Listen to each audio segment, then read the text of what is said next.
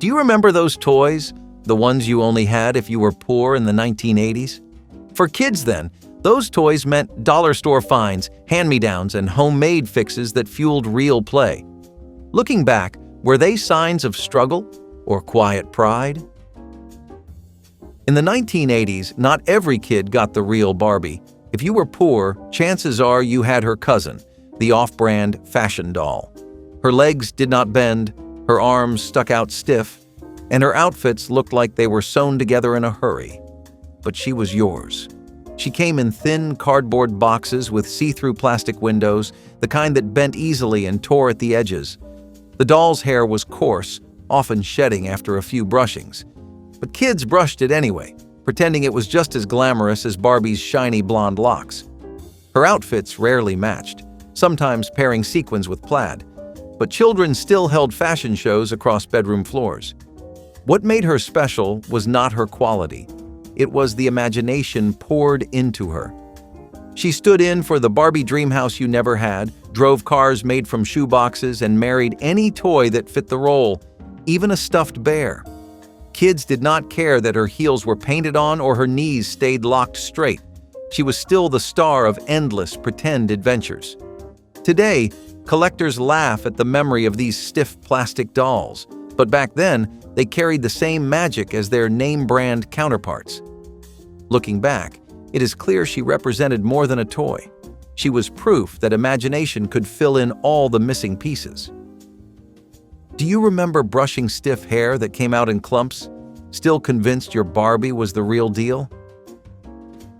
Not everyone had Optimus Prime or Megatron in the 1980s.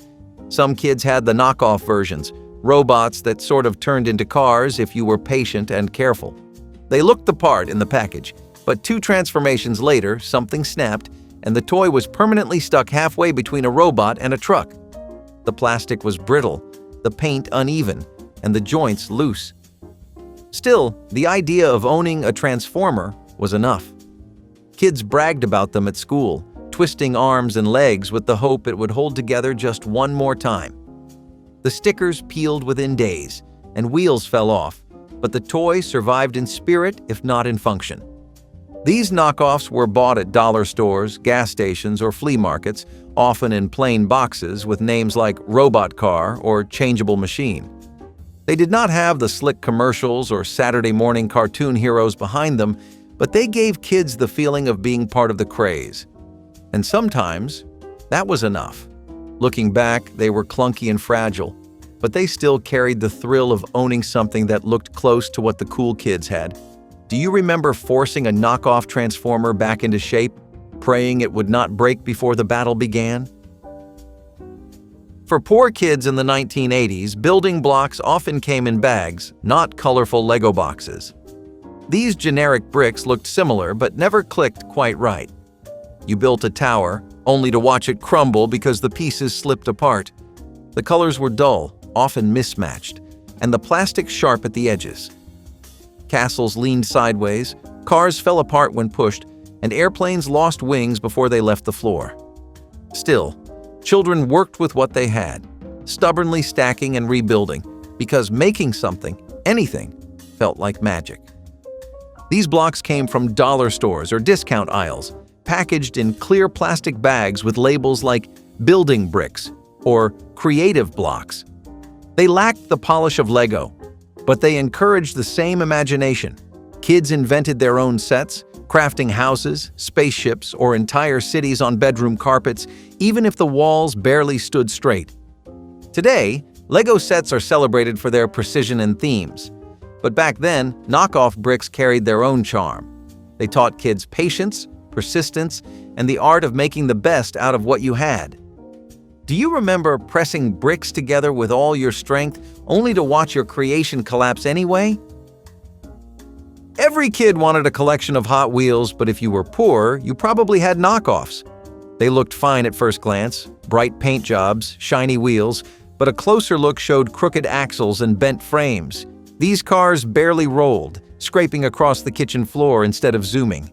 The wheels popped off after a few races, and the doors never opened like the real thing. Still, kids lined them up in neat rows, giving each car names and stories. They raced them down homemade ramps, even if they wobbled and crashed halfway down. Parents bought them in bulk at dollar stores, sold in plastic packs with names like Speed Racer Set or Supercar Collection. They were cheaper than Hot Wheels, and that was enough to make them treasures for kids who did not know any different. Looking back, the quality was laughable, but the memories remain priceless. Knockoff cars became fire trucks, taxis, or racing champions, all powered by imagination. Do you remember flicking a crooked-wheeled car across the floor, cheering as if it won the race? Plastic army men were a staple of childhood, especially for poor families in the 1980s.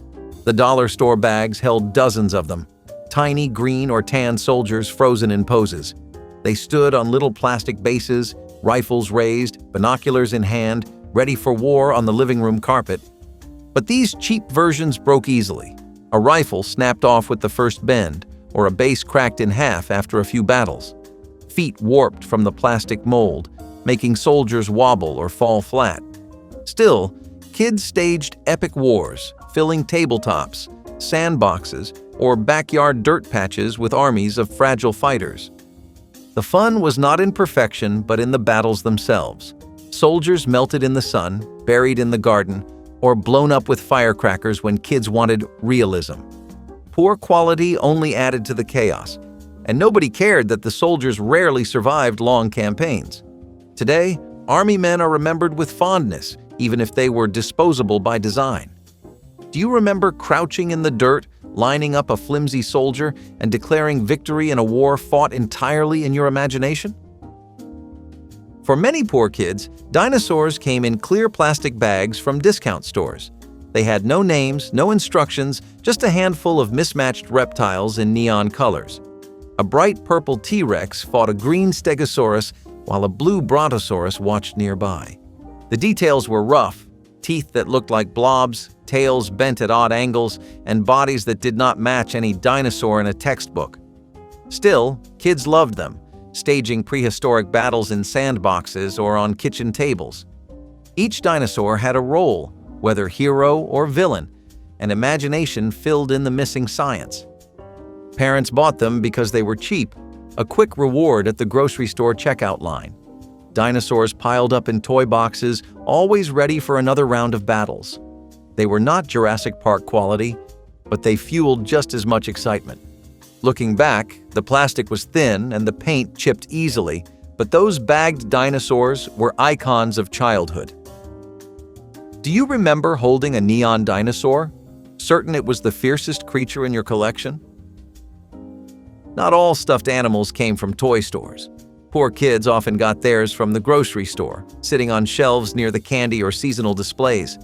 They were small, stiff, and cheaply made, but in a child's hands they became best friends. The fur was rough, sometimes scratchy, and the eyes were hard plastic buttons that stared blankly. Seams tore easily, and stuffing peeked out after a few hugs. Still, kids clutched them tight at night, whispering secrets into ears that never answered. These stuffed animals were prizes in cereal box promotions, giveaways at gas stations, or impulse buys at checkout counters. They lacked the polish of big-name plushies, but they carried the same warmth and comfort.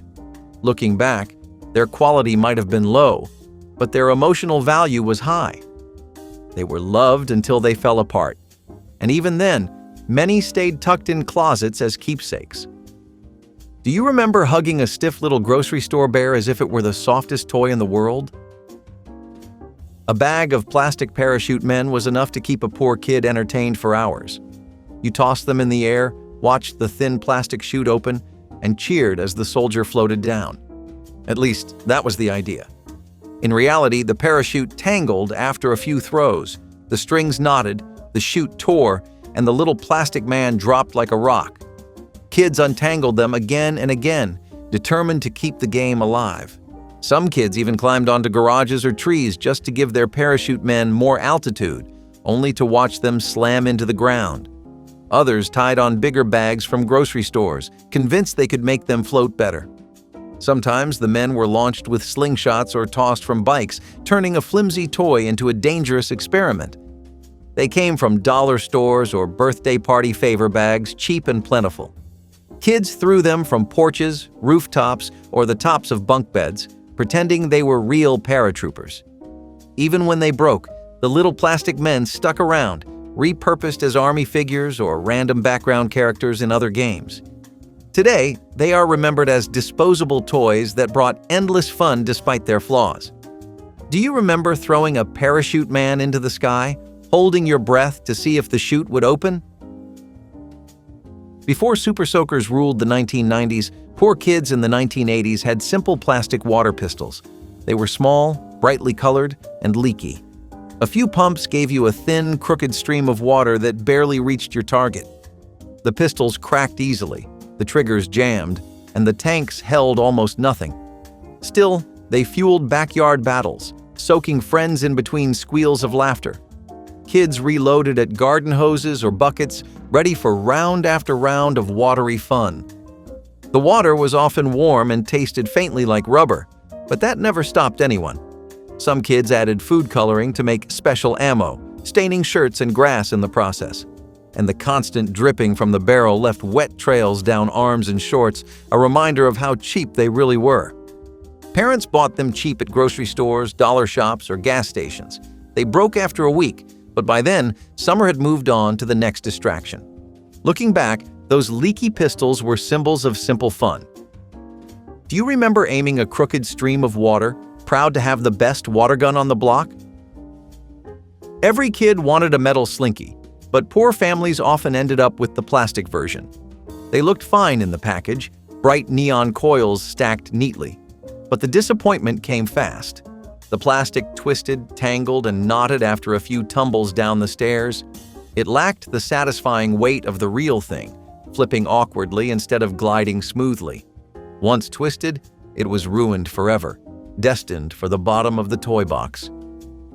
Some kids tried stretching them across entire rooms only to snap the coils in frustration. Others wound them around wrists like bracelets, a poor substitute for jewelry.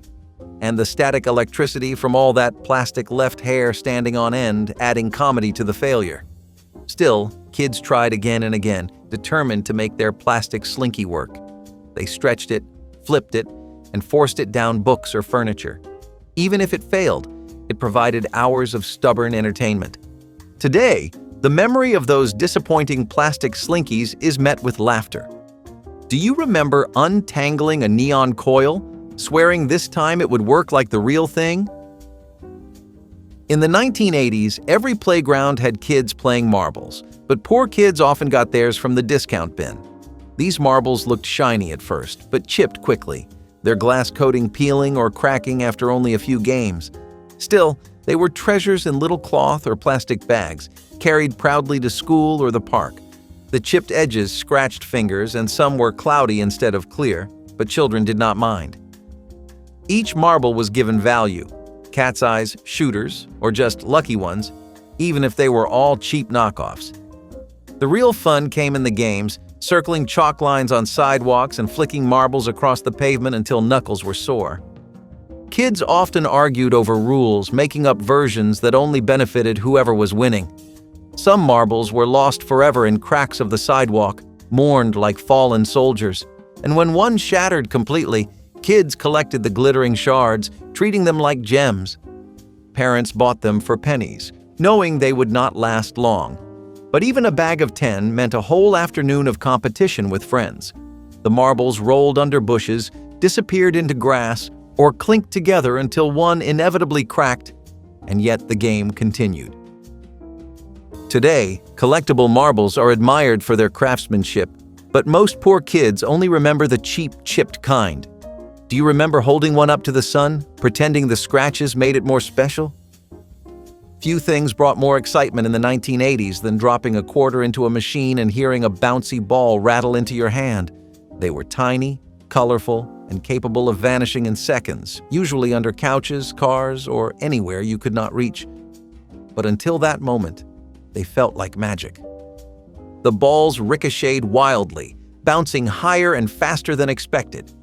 Kids chased them through hallways, gymnasiums, and sidewalks, laughing when the ball escaped into the street or landed in a storm drain. The thrill was in the chaos, watching something so small move unpredictably. Some balls glowed faintly in the dark, though only if you squinted. Others were so hard they chipped walls or knocked over knickknacks, leading to quick scoldings from parents. And many were chewed by pets, left with tiny teeth marks but still played with anyway. The rubber wore down fast, losing its bounce or cracked in half if bitten or stepped on. But kids always came back for another, saving quarters just to feel that surprise drop into their palm again. Sometimes the colors were neon swirls, other times just plain. But every ball carried potential energy waiting to be unleashed. Today you might still see them in old vending machines, but for many, they are tied to childhood afternoons spent chasing runaway toys. Do you remember diving under a couch, convinced this time you would get your bouncy ball back? For poor kids in the 1980s, the gumball machine was more than candy. It was treasure. A quarter could buy a shiny plastic ring, a toy charm, or a little figurine in a clear plastic bubble. The moment you twisted the knob and waited for the clink, excitement filled the air.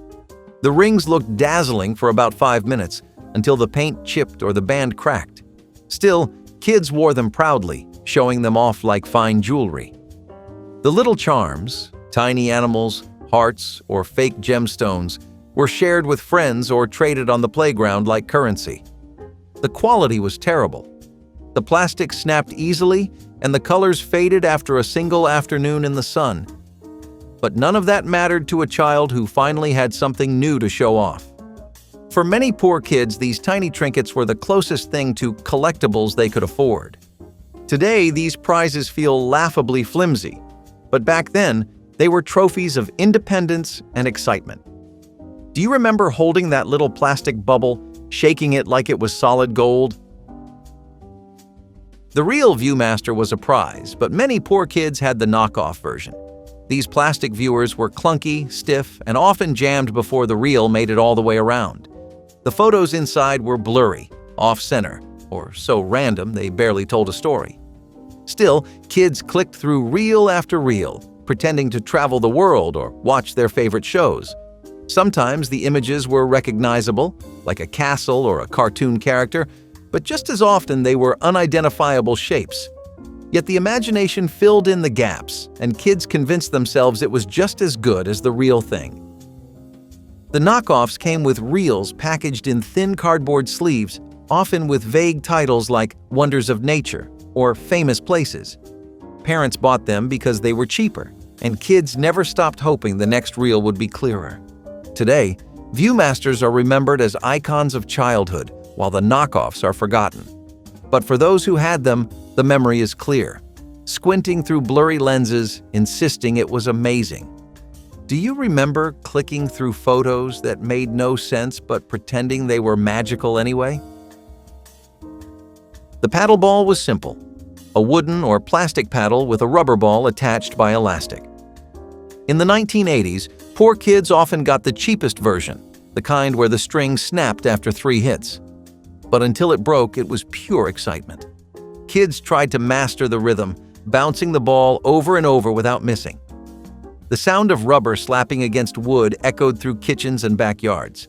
Most of the time, the ball shot sideways, tangled in hair, or flew off completely, leaving the paddle bare.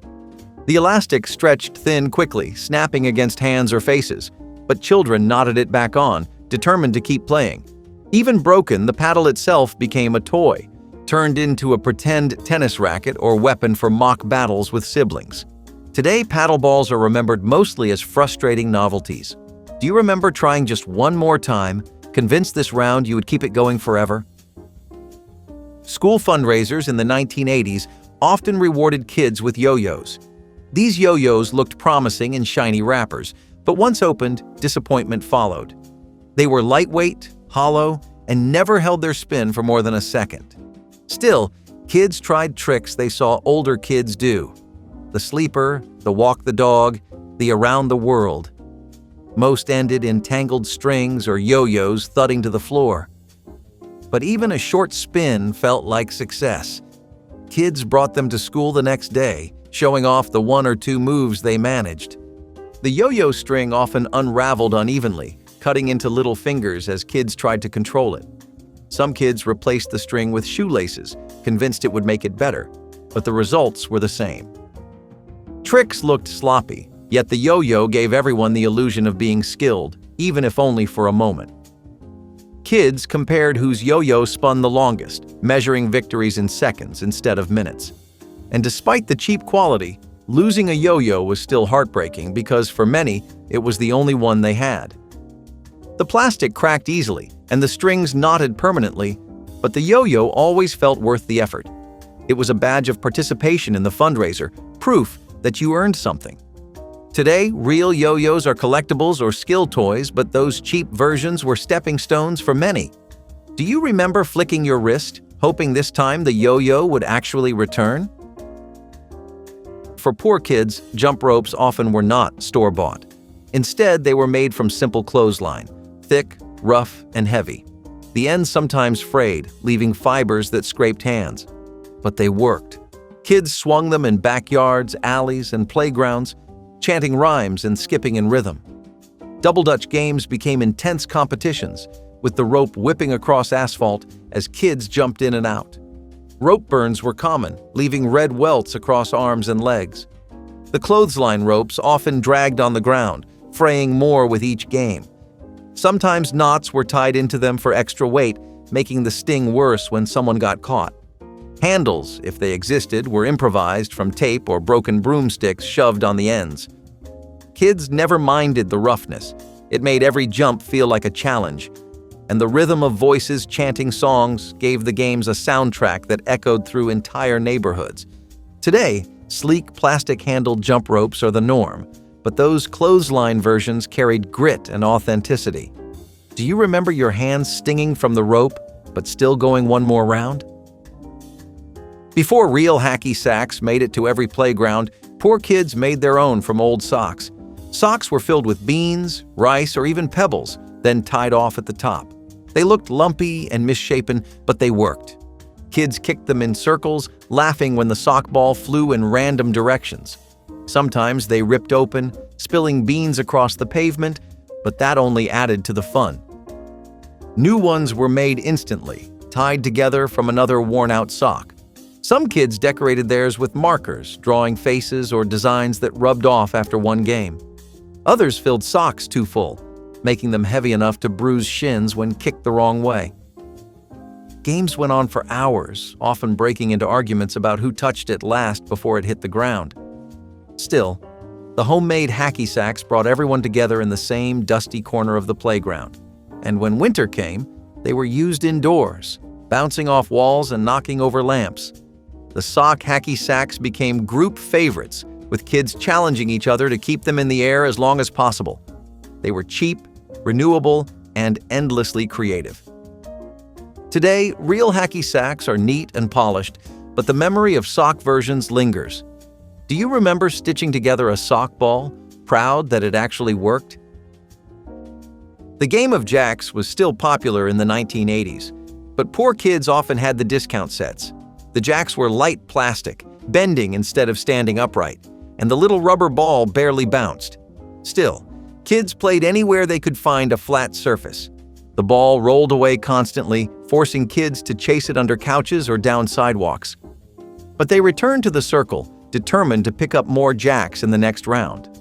Rules were bent and reinvented, but the game stayed alive. Kids often swapped in marbles, ping pong balls, or anything round when the rubber one broke. The plastic jacks bent under pressure, some melting in the sun or snapping when stepped on. Still, the tiny pieces lived in pockets, school desks, and junk drawers, always ready for a quick game. It was less about winning and more about proving you were quick with your fingers. And even when the ball failed, kids invented new rules just to keep playing. Parents bought the sets for pennies, knowing they would not last. But the fun was in the ritual, the shared experience of dropping jacks and grabbing them before the ball fell. Today, polished metal sets are rare, but the memory of flimsy plastic ones lives on. Do you remember catching 3 or 4 jacks, convinced you were the champion of the block? Nothing said summer like a kite, and poor kids often got theirs from gas stations. They were flimsy, Just a plastic sheet, 2 sticks, and a string wound on cardboard. But even a few minutes in the air felt magical. The plastic tore easily and the sticks splintered or bent. The string tangled on itself, forming impossible knots. But kids ran across fields, beaches, or parking lots, desperate to get their kites aloft. When the wind caught, laughter echoed across the sky. Sometimes kids drew on the plastic with markers, decorating kites that barely held together. Others tied ribbons to the tails, adding weight that made them crash faster.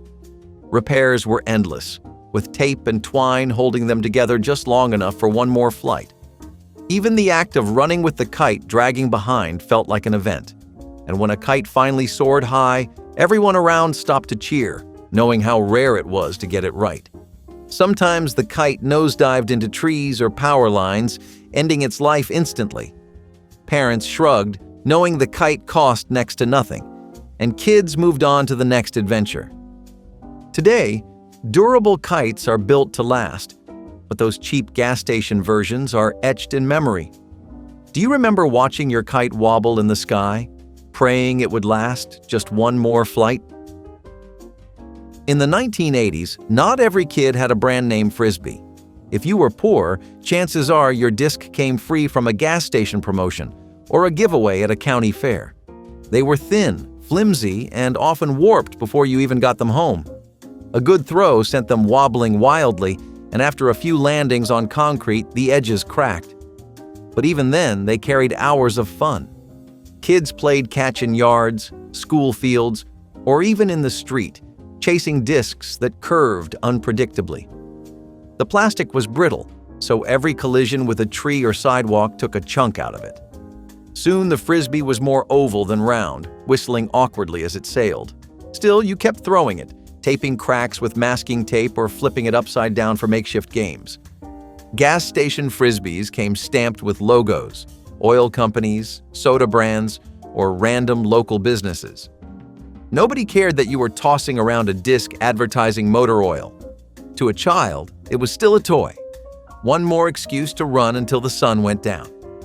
Today, professional-grade discs are made for ultimate Frisbee and disc golf, but the memory of those flimsy giveaways lingers.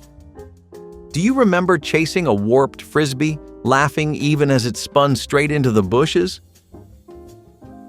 Every poor kid in the 1980s had an inflatable beach ball at some point. They were sold cheap in bins at drugstores, printed with bright stripes or cartoon patterns. You blew them up until you were dizzy, only for them to slowly leak air by the end of the day. Still, they were perfect for backyards, beaches, or even the living room. The fun was in how simple they were. Tossed gently, they floated slowly, giving even the smallest child a chance to join in. Indoors, kids bounced them off couches or ceiling fans, giggling as the ball drifted like it had a mind of its own. Outside, they became makeshift volleyballs, rolling hazards in the yard, or pool toys for kids who never had fancy floaties. Of course, they never lasted. One sharp stick, one dog bite, or even too much rough play, and the thin plastic split open. Parents patched them with tape for one more day of play, but everyone knew it was temporary. The inevitable pop always came, leaving kids with a deflated memory. Today, beach balls are sturdier and come in endless variations, but the cheap ones defined poor childhoods. Do you remember batting one in the air, cheering as if it were the most important game in the world? Long before Nickelodeon turned slime into a cultural icon, poor kids in the 1980s got the discount version, sticky goo in a cheap plastic tub. At first, it was mesmerizing, slipping between fingers, stretching and plopping with a noise that made every kid giggle. But it also smelled faintly chemical, and within minutes it picked up every speck of dirt, lint, and hair in the house. The slime stained hands and sometimes carpets, frustrating parents, but children did not care. It was gross in the best way. Kids pretended it was alien goo, a monster's drool or radioactive waste, pouring it over action figures or hiding it in corners to gross out siblings. The fun faded fast. After a day or two, the slime hardened, lost its stretch, or turned into a lint-covered lump. But for that brief time, it was the coolest thing imaginable. The plastic tub lived on, reused for beads, buttons, or tiny treasures once the slime was gone. Slime was cheap, messy, and disposable, but it captured the essence of poor kids' toys. Excitement bought for pennies, lived to the fullest, then discarded without regret. Do you remember opening that tub, smelling the faint stink, and smiling anyway? Poor kids rarely had shiny new board games in the 1980s. Most came as hand-me-downs from cousins or thrift stores, their boxes dented and their rules half missing. Dice were gone, tokens vanished, and sometimes entire decks of cards were nowhere to be found. But that never stopped the games. Kids improvised with pennies, bottle caps, or scraps of paper cut into shapes. Missing dice meant using spinners from other games or writing numbers on folded slips. Monopoly might feature mismatched pieces from 3 different sets, and Clue could be played without knowing exactly where the cards ended up. The point was never perfection. It was the fun of playing together. Arguments erupted constantly, rules bent beyond recognition, but laughter always won out. Even broken games became family traditions, played over and over because they were all you had. Creativity turned limitations into memories. Today, board games come in collector's editions, but the memory of cobbled-together sets still resonates. Do you remember playing with bottle caps as pawns, insisting it was just as good as the real thing? No store-bought toy could compete with the joy of a giant cardboard box. For poor kids in the 1980s, big boxes, left behind from appliances or deliveries, were treasure. Imagination turned them into castles, spaceships, or entire houses. Armed with crayons, scissors, and tape, kids transformed cardboard into worlds of their own. The fort started simple, a box with holes cut for windows and doors. Over time, they grew into elaborate structures, patched together with multiple boxes and decorated with drawn-on bricks or rocket flames.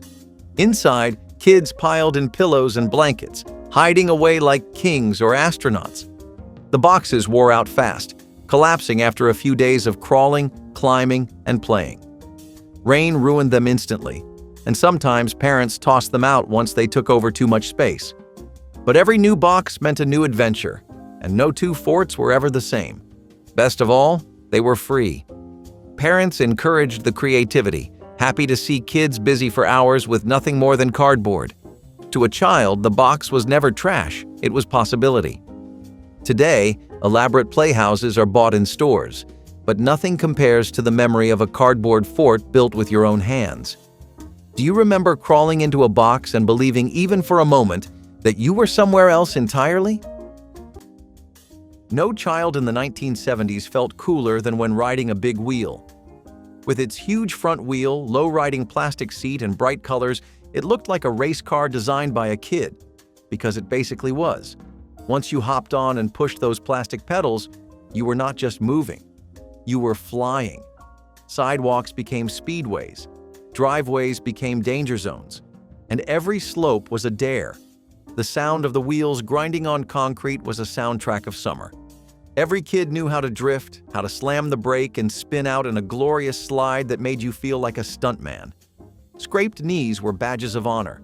Big wheels were not built to last, but that only made you ride harder. They cracked, they faded. But while they worked, they were unstoppable. Parents loved them because they were safe. Kids loved them because they felt anything but. Riding a big wheel gave you that first taste of rebellion.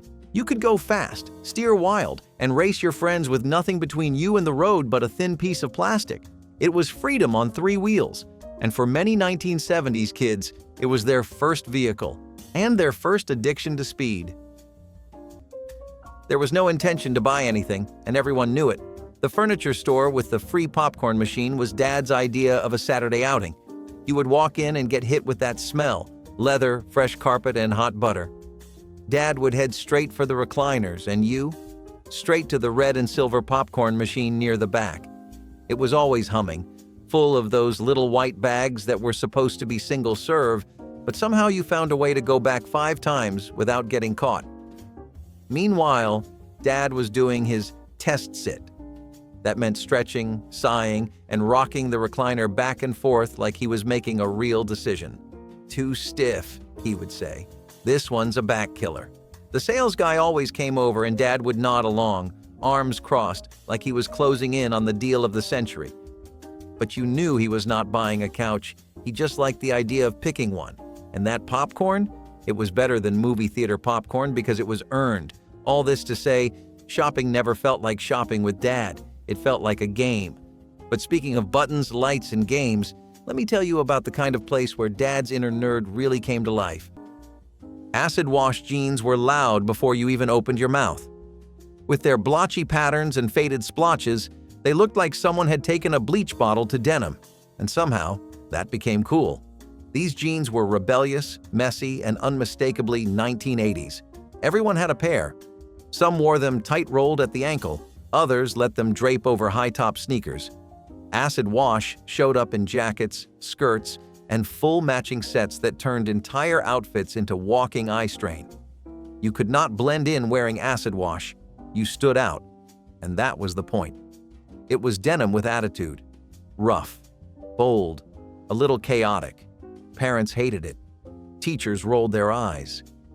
But teens embraced the weirdness. It felt edgy, like you were wearing the uniform of a generation that refused to dress quietly. Old photographs now show groups of kids lined up in front of lockers, each one looking like they had just emerged from a bleach accident and loving it. Acid wash was not timeless, it was not flattering, but it was unforgettable. And in a decade known for excess, it fit right in. Even now, pulling on an old pair brings back the noise, the neon, and the thrill of breaking the fashion rules. Before you could run to the freezer aisle for a rainbow box of treats, there was Mom's kitchen. And in that kitchen were Tupperware popsicle molds, pastel-colored, slightly sticky, and always in the bottom drawer. You filled them with orange juice, Kool-Aid, or whatever soda was left over. Then you popped on the plastic stick tops, placed them in the freezer, and waited. The waiting was the hardest part.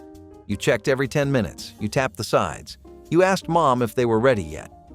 And finally, when they were frozen solid, you ran to the counter and twisted. Sometimes they slid right out. Sometimes you had to run them under warm water for what felt like forever. But the result was always worth it. Homemade popsicles, cold, sweet, and uneven. One might be syrupy, another mostly ice. You never knew, but it was yours. Made by you. That tiny sense of accomplishment melted faster than the treat itself. Sticky fingers, drips down your arm. A moment of pride on a hot afternoon. Tupperware popsicle molds were not flashy, but they were practical, nostalgic, and endlessly fun. Long before popsicles came in plastic wrappers with cartoon mascots, this was the taste of summer at home. Pop-Tarts were the answer to a morning dream. Breakfast that popped out of the toaster, ready in minutes, no dishes required.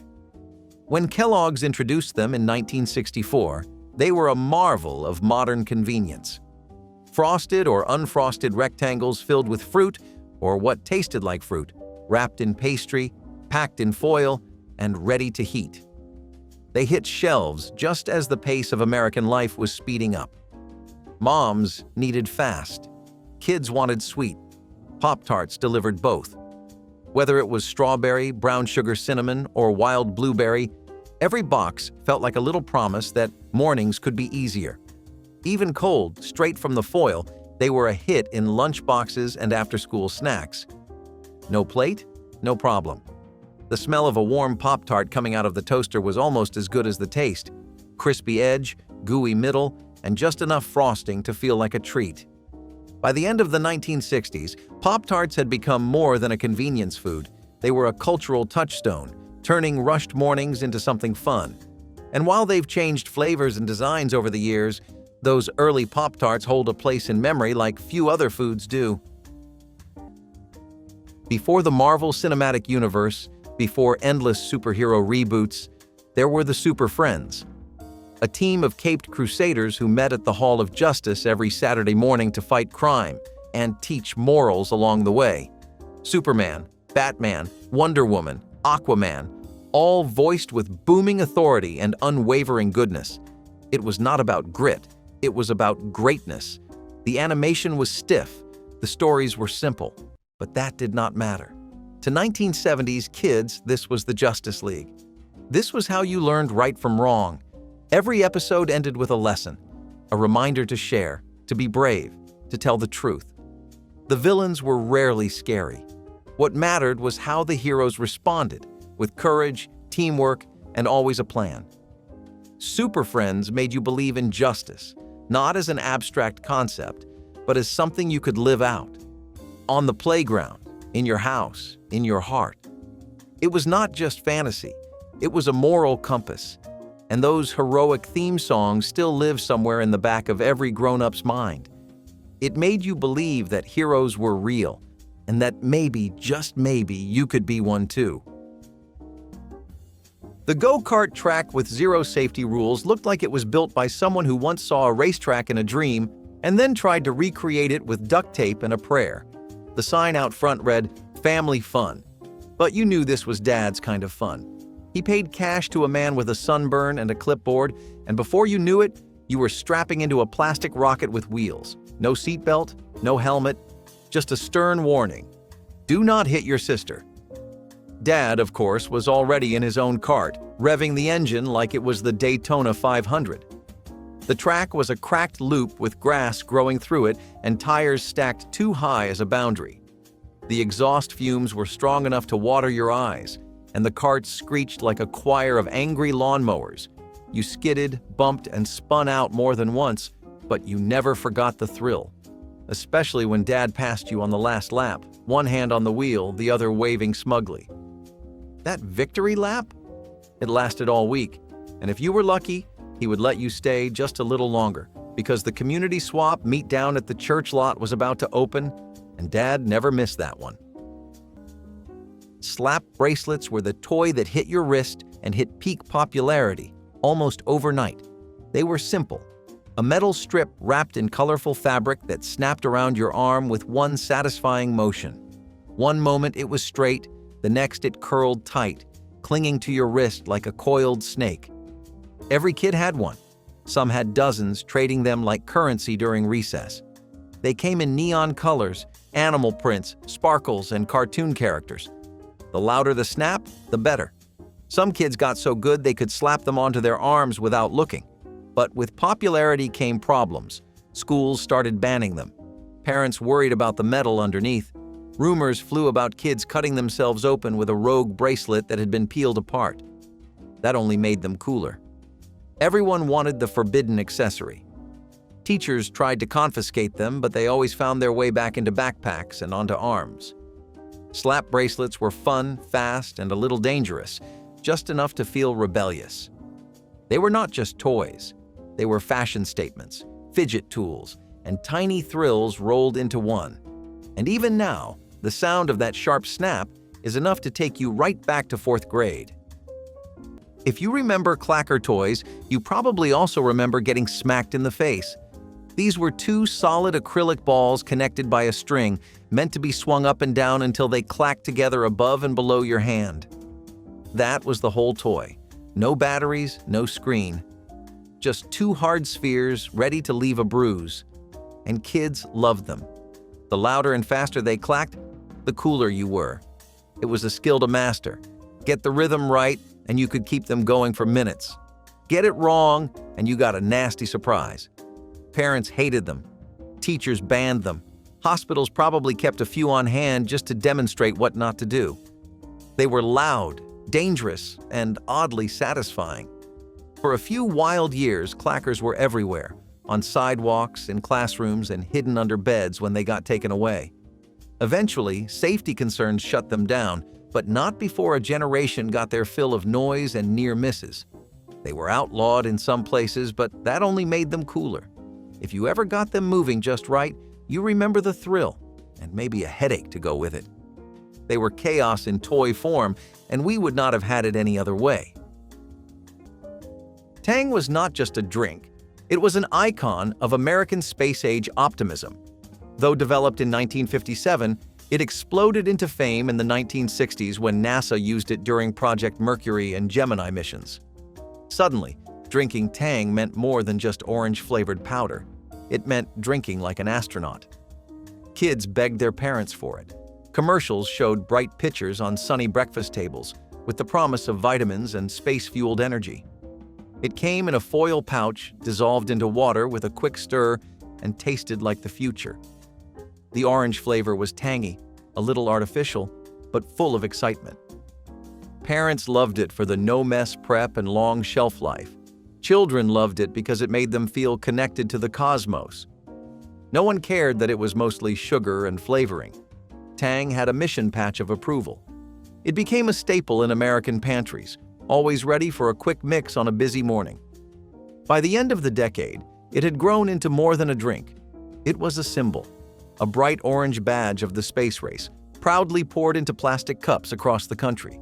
And for many, one sip still tastes like childhood and liftoff. Only in the 1970s could a rock become a celebrity. The Pet Rock Craze of 1975 was so absurd it made sense. For just under $4, you could buy a smooth gray stone nestled in a cardboard box with breathing holes and a care manual. It had no eyes, no mouth, no tricks, and kids adored it. Why? Maybe because it was funny, maybe because it was simple, or maybe, deep down, it was because even the most ordinary thing could feel special with enough imagination. Children gave their pet rocks names, personalities, backstories. They were carried in pockets, introduced to friends, given beds made from shoeboxes. Some kids genuinely believed their rock understood them. It never talked back. It never judged. It just was. And in a world of flashing toys and plastic noise, the pet rock was oddly peaceful. A quiet rebellion against doing too much, against always needing more. It reminded kids that anything could be a toy if you loved it enough. The pet rock was not a gimmick. It was a mirror. It showed how much kids could create out of nothing. And somehow, that silly little stone became one of the most unforgettable fads in history. The Viewmaster was not just a toy, it was a portal. You held it up to your face like binoculars, clicked the lever, and entered a new world, one tiny slide at a time.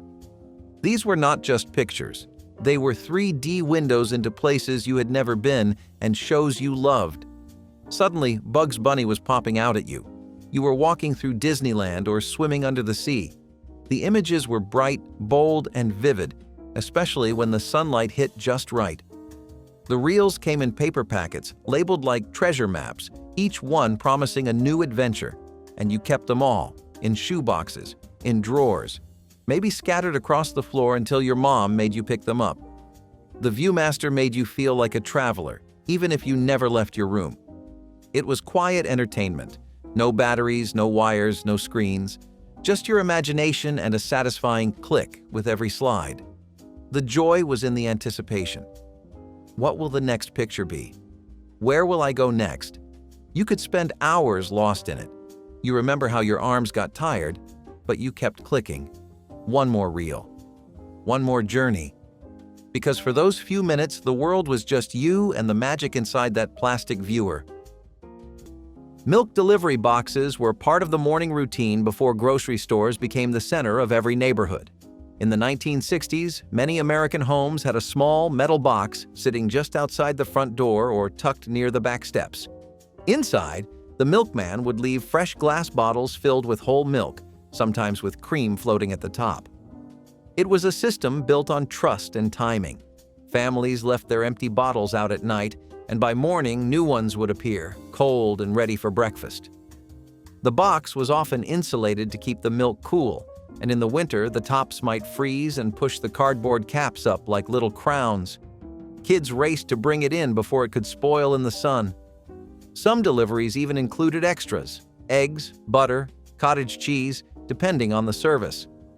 The clink of bottles in the early morning was a familiar sound, and the sight of the milkman pulling up in a white truck or on a three-wheeled cart was part of the rhythm of daily life.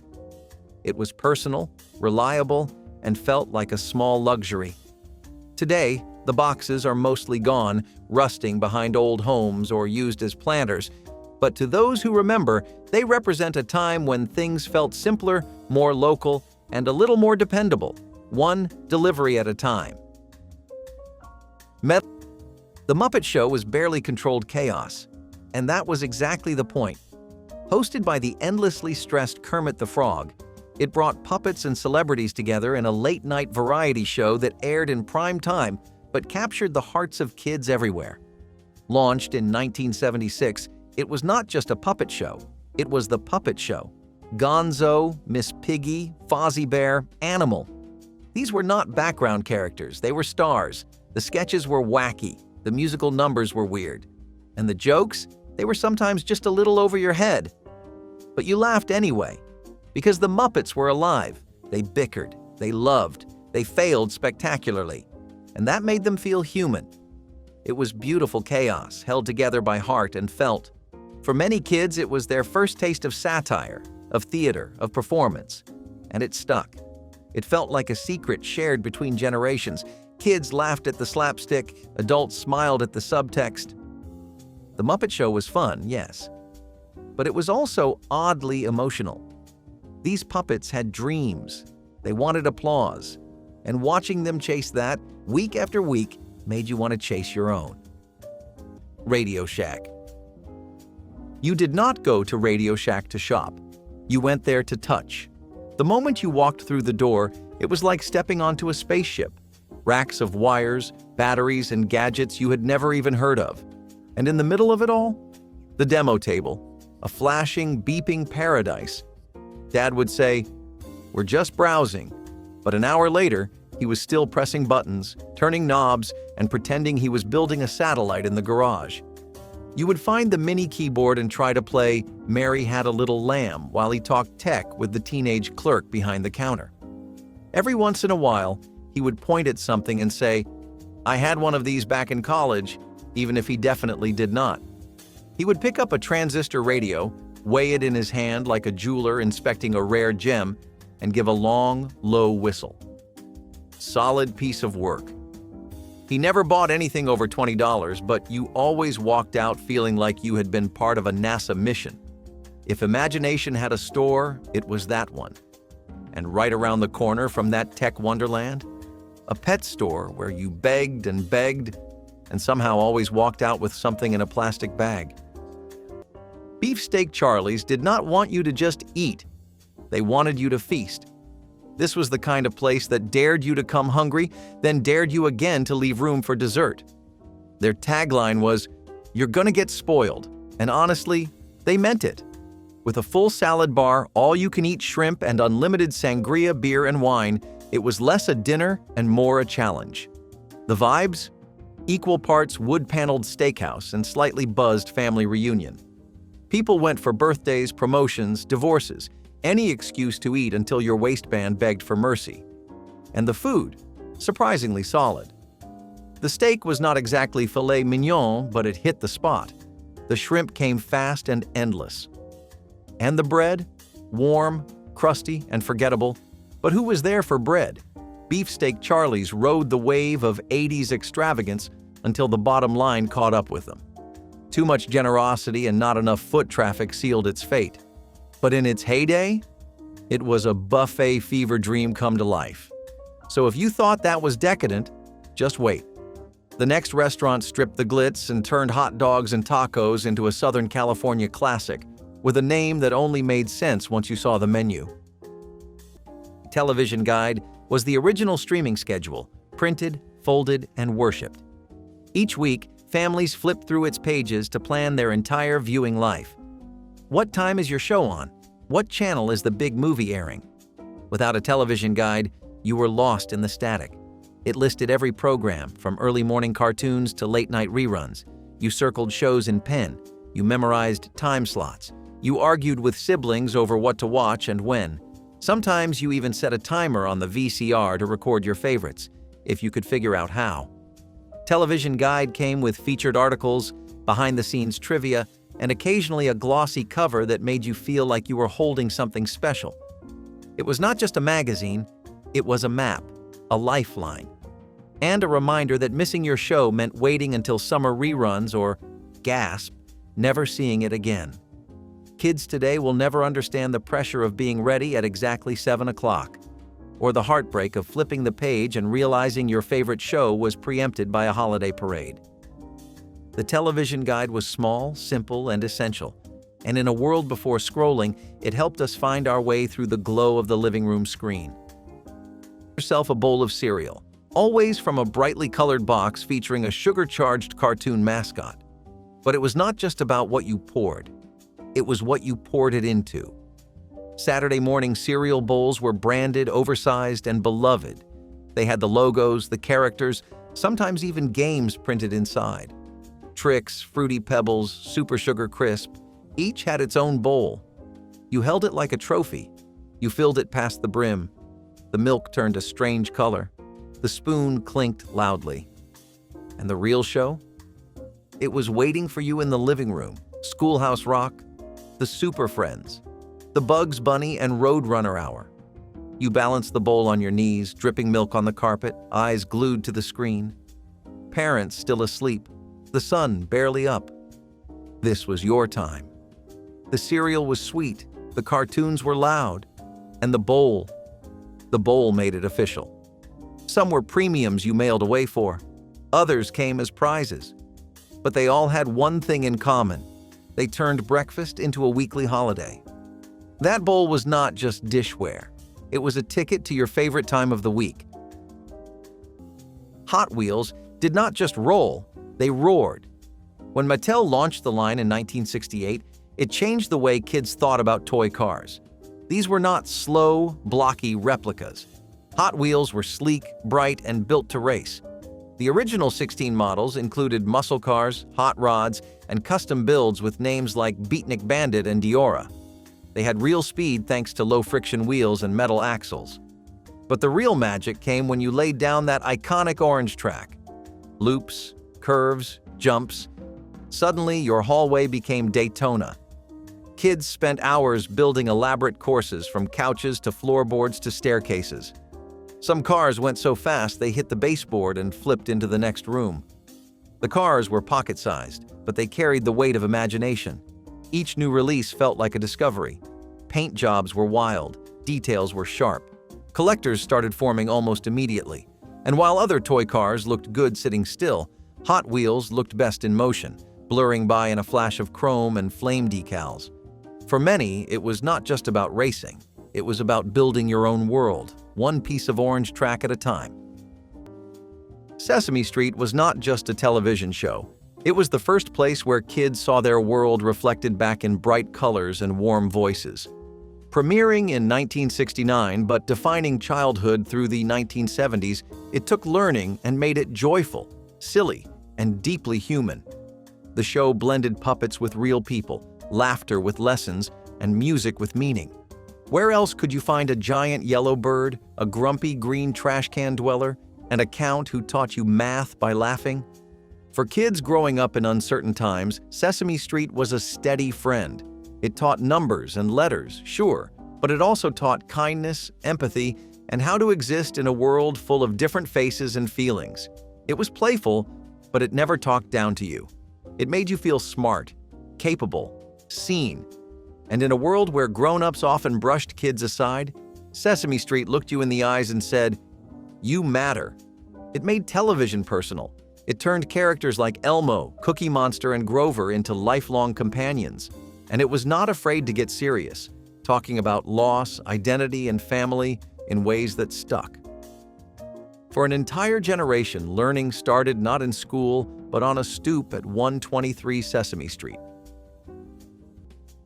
Giant scrunchies were not just hair ties, they were statements.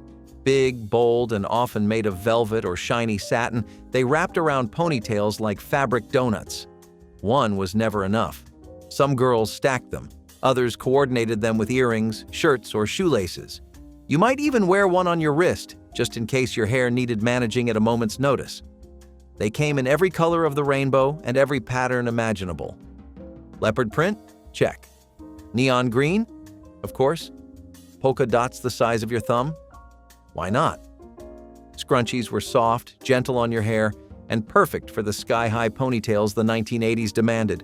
Some had sequins, some had bows. All of them made your hair look like it was ready to host a party. You could spot a scrunchie from across the school cafeteria. It bounced when you walked and made even the messiest bun look intentional. Looking back, they seem oversized and silly, but that was the point.